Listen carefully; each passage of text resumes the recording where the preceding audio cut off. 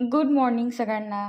तर आज मी पहिले सकाळी उठल्या अंघोळ वगैरे करून लगेच पारसं घर झाडून घेतलं आणि झाडून घेतलं की लगेच आपल्याला थोडी एनर्जी येते काम करण्यासाठी. आणि लगेच इथे पटपट सगळं झाडून घेतलं, केर काढून घेतला आणि त्यानंतर लगेच आपल्या देवपूजेला बसले. अगोदर मी इथे रांगोळी काढून घेतली. आता तुम्हाला इथे असं वाटत असेल की हिने उलटं स्वास्तिक काढलं, पण ते फ्रंट कॅमेऱ्याने शूट केलं त्यामुळे ते उलटं दिसतं. आणि मी इथं लगेच देवपूजा करून घेतली, दर्शन घेतलं आणि मग काय चहा करायला गेले. तर काय चहा करायच्या अगोदरच दूध फुटलेलं निघालं. काय आज तर दुधाचा चहा पिण्याचा नशीबच नव्हता.